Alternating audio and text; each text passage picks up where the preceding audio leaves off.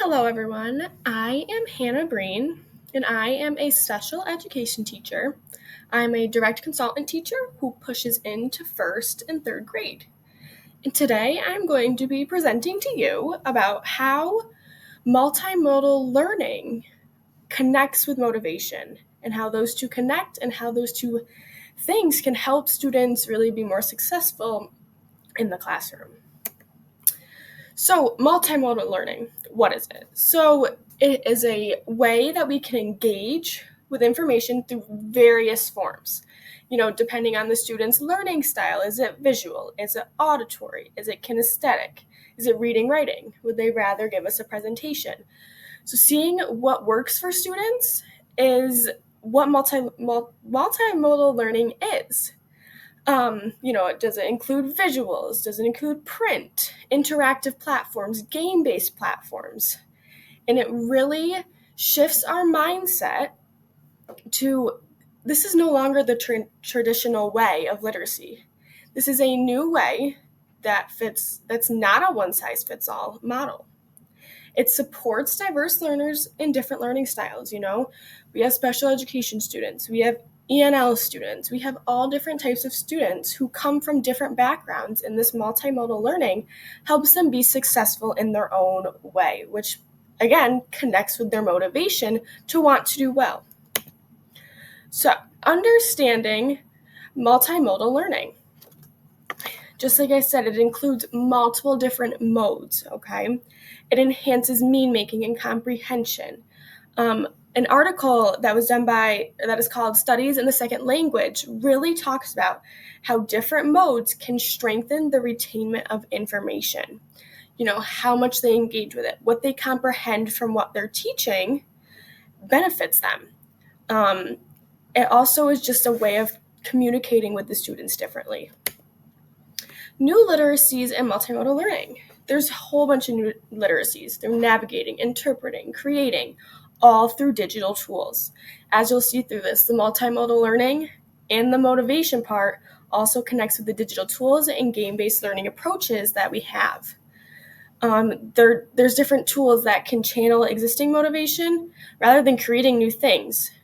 This is not a linear process. This is dynamic. It can be moved around. It's very flexible. And we can connect it to the specific student's cultural identity. The benefits to this, obviously, it increases student motivation. If we can connect the learning for our students to them personally and with their backgrounds, they're going to be so much more engaged in the information, and they're going to be more motivated to do well. It also offers alternatives to traditional approaches. We're trying to get away from the traditional approaches, shift our mindset to this new approach. And it creates relevant experiences that, again, sustain attention, which helps with retaining the information and comprehending it. It also allows for differentiation and meets diverse learning needs, which is really important.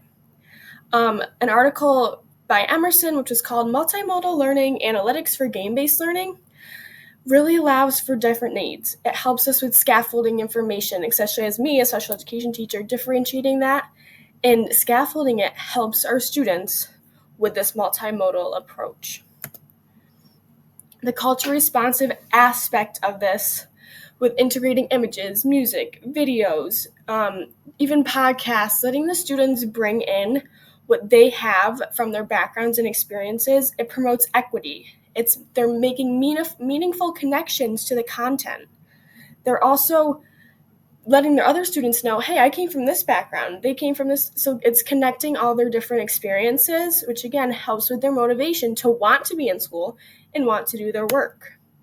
And the game-based approaches, combining visuals, sounds, the interactiveness of games, collaboration, and challenges, and overall just a positive learning environment with having students meet their goals. It also promotes management of cognitive, emotional, and behavioral process. It encourages progress monitoring, which is huge for us special education teachers. It empowers learners to overall build their confidence, so that way they're motivated to do their work. And then the future, we want to shift us as our teachers, our mindset, but we also want to shift the mindset of our students. Again, it's not a one-size-fits-all model. It's a student-centered design that integrates different communication modes through multiple sensory modes to enhance learning. I hope you enjoyed my presentation on multimodal learning and how it really reflects with the motivation of students, as you can see, through game-based approaches, through understanding their learning styles, through incorporating their cultural backgrounds. These are my references.